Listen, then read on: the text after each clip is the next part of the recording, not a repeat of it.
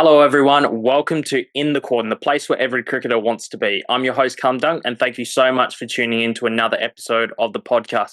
I do apologise for the long absence between episodes. Been very busy with my work and was really keen to jump on the podcast now that India has concluded their tour of Australia with 3 ODIs and 5 T20 games. And there's certainly some great talking points out of the series. In terms of the ODIs, what both sides are looking to do ahead of the World Cup in South Africa in 2027, 2 years from now. And I suppose in the T20 series, it's shown us that India is a very powerful side with good batters and good bowlers. And a T20 World Cup in India is going to be happening in just under 3 months' time. So it'll be really exciting to see what both these teams do in the lead up to both of those World Cups. And we know that how much both these teams have an emphasis on the World Cups, with India being the previous holders of the T20 World Cup and Australia obviously winning the last one-day World Cup. But it's a changing side for Australia in the one-day format and the T20 format to some extent. But there has been some serious changes in the ODIs for Australia. No Steve Smith, no Glenn Maxwell, no Marcus Stoinis anymore, all retired from one-day cricket. So they're rejuvenating the team, and they've got two more years before they take guard in South Africa and look to defend their titles. So Australia were able to win the ODI series 2-1, and I think Australia were very convincing in the first game. Obviously, India didn't have a massive amount of time before the start of the series to get used to the pitches, and they looked a bit shaky in Perth, if I'm being perfectly honest. And but that's what happens with the current schedule of international cricket, finishing playing a test series against the West Indies, and a week later they're playing in Perth on a spicy and bouncy deck, as we know Optus Stadium to be. But there were some good highlights for both sides. If I look at the Australians first, the bowling of Josh Hazlewood in the ODIs and the T20s was absolutely spectacular. And I don't think I've ever seen him bowl so well in one-day cricket. And I think he's still going to be a key member for this Australian side leading up to the World Cup in 2 years' time. And I fully expect him to be taking that new ball with Mitchell Starc. So the more that Hazlewood can play short-form cricket for Australia, I think the better. I think he's up there as the best all-format bowler in the world. He's probably in the top 5 conversation, along with Starc, Cummins, Bumrah and Rabada. Those would probably be those top 5 bowlers across all the formats. I know Starc doesn't play T20 cricket anymore, before you come at me in the comments, but we've seen how deadly all those players have been bowling across the formats. But yeah, Hazlewood outstanding. Unlucky not to get more wickets, particularly in that second one-day game in Australia and in Adelaide, sorry. But yeah, it was a great performance, and there was some.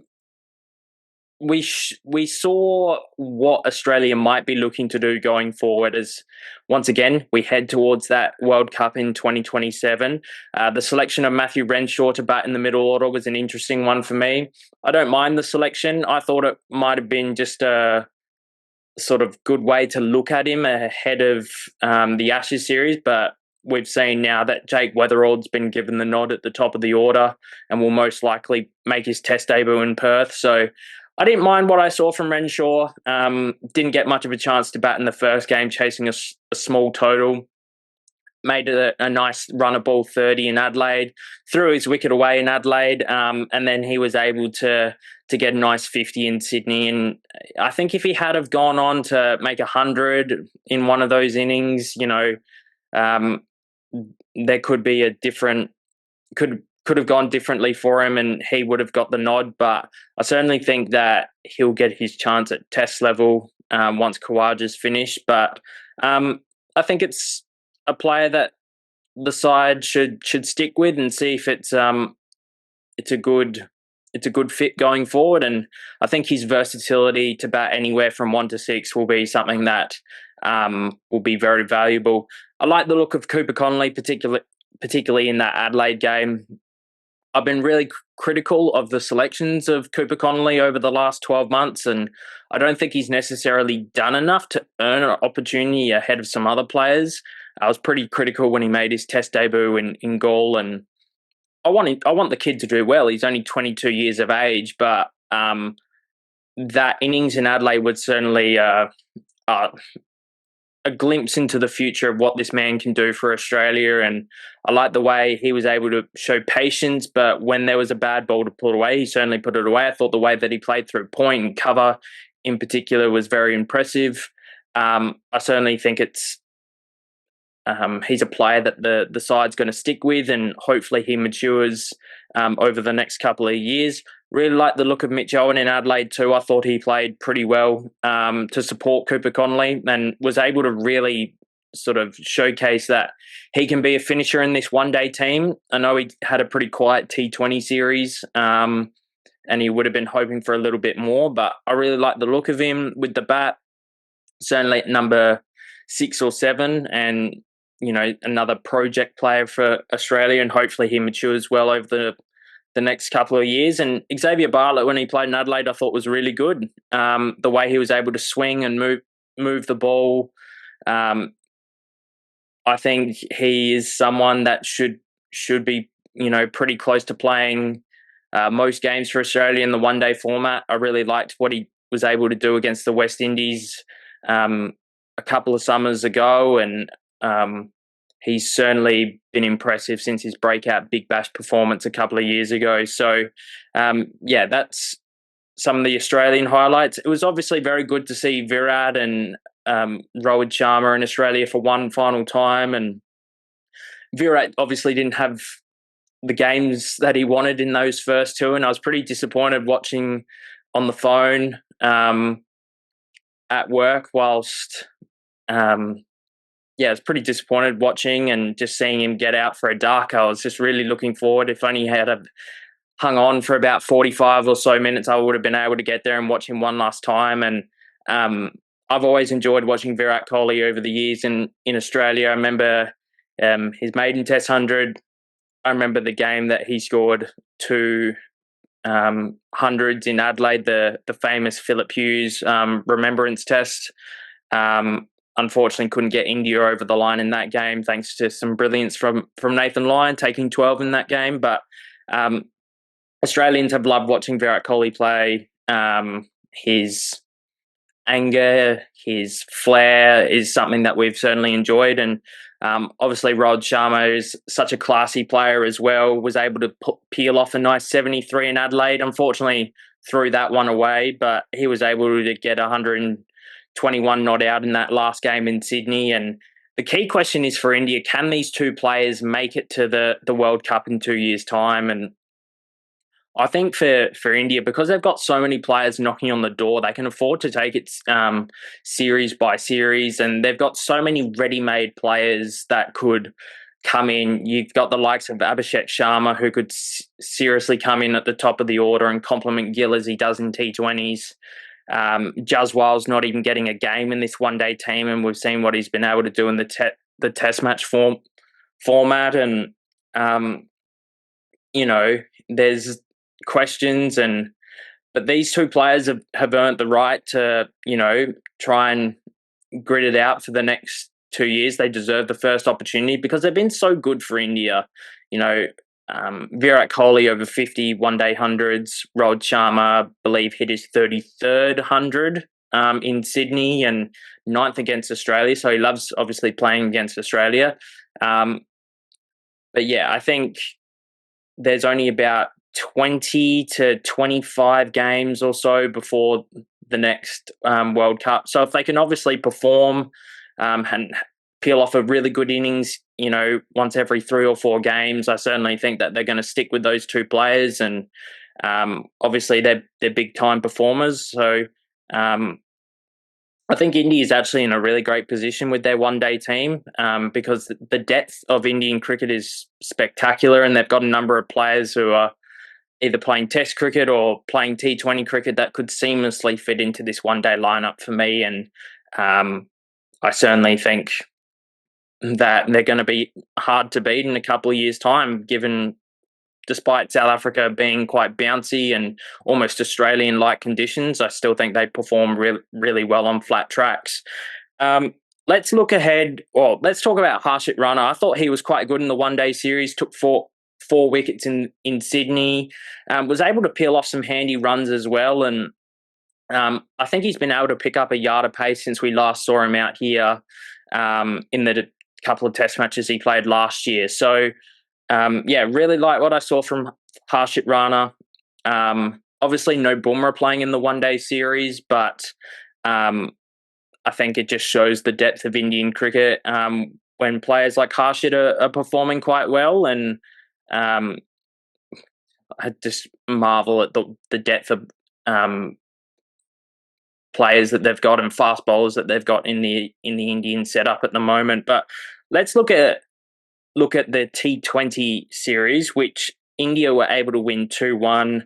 Unfortunately, there were two washouts, one in Canberra and one in Brisbane last night, and I think it's a bit frustrating. Obviously, the Perth one-day game was affected by rain, and I think the scheduling of these series has been quite poor.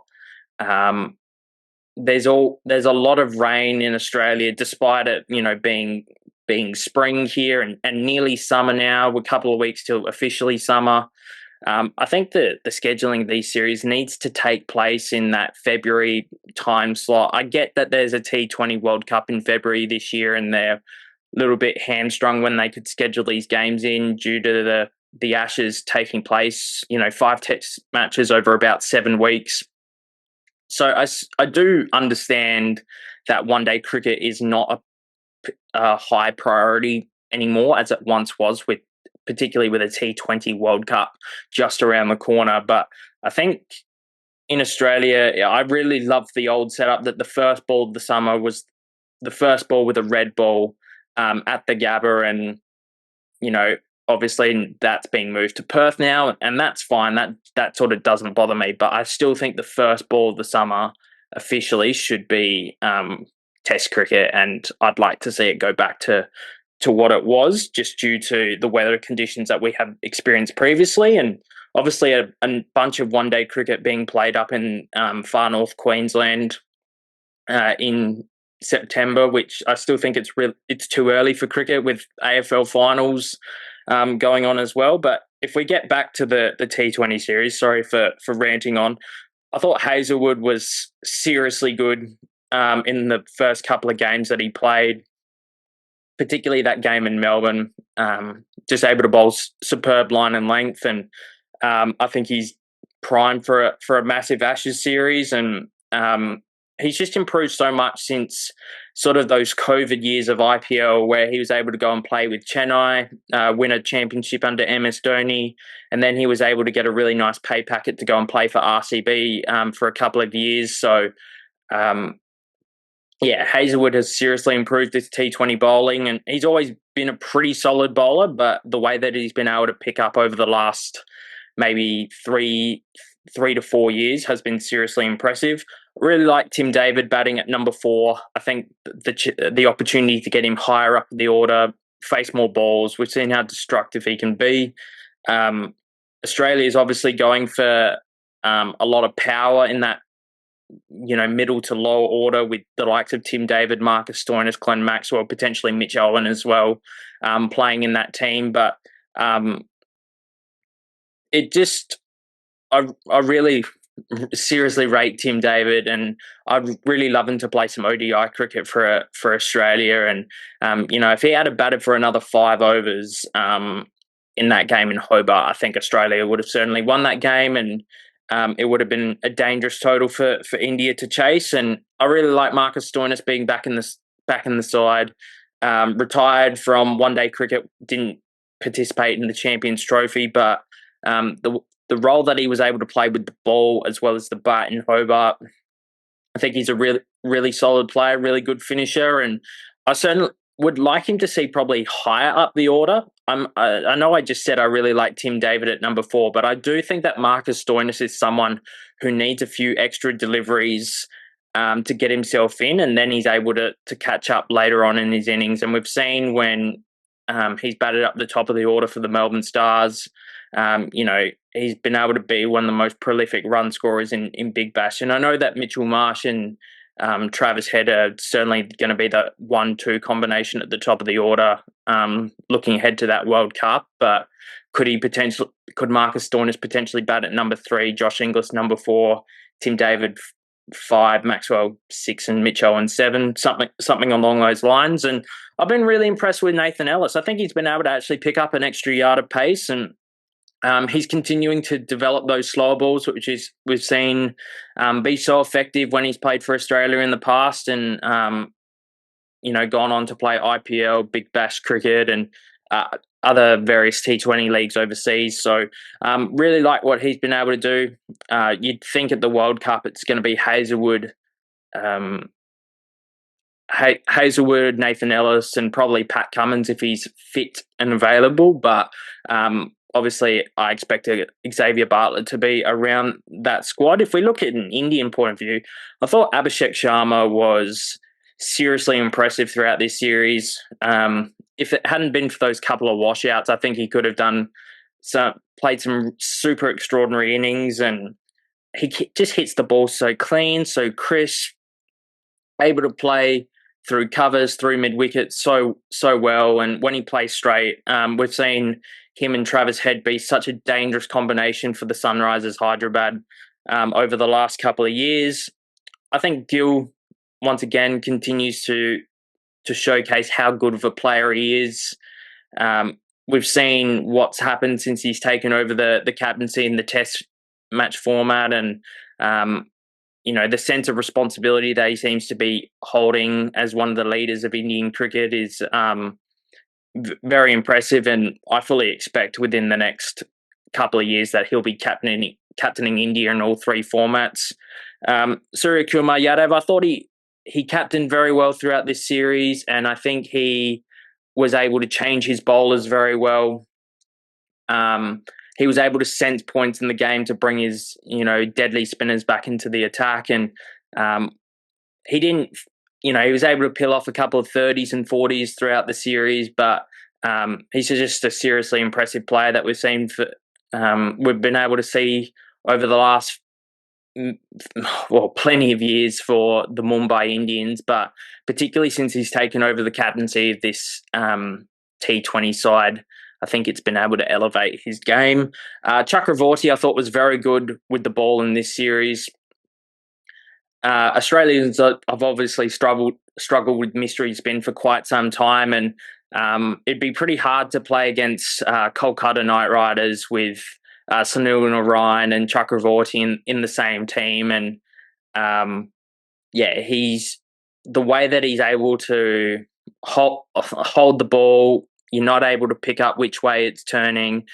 He's going to be deadly on those tracks in India when the World Cup comes around. And we've seen him being able to take the step into ODI cricket, playing a key role in the Champions Trophy side back in February, March. So, I thought he was really good. I thought Axar Patel, those two in combination, really, really good. Axar Patel not giving much width. And because he's such a tall bowler, I do think he's quite hard to sweep from what I've seen on the TV for sure. I think he's been a great bowler for India for quite some time. Captains Delhi in the IPL. Seriously good T20 player. Obviously, he can bat. He bats at number 5 in this side, and I think he's one of the most valuable players going around. And Jasprit Bumrah was just being Jasprit Bumrah.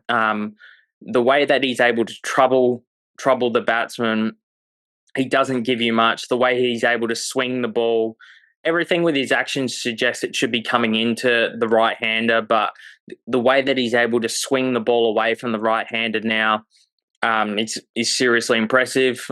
We know what Jasprit Bumrah can do. We were able to see that last summer when he was playing in the Test series and carrying his country on his back during that Test series. So he was very good. I thought he was really good in Melbourne, despite not having that much support around him. Picked up 2 for 26 in that Melbourne game. But Overall, I think it was a very good white ball tour for both sides. I think, both teams got something out of it.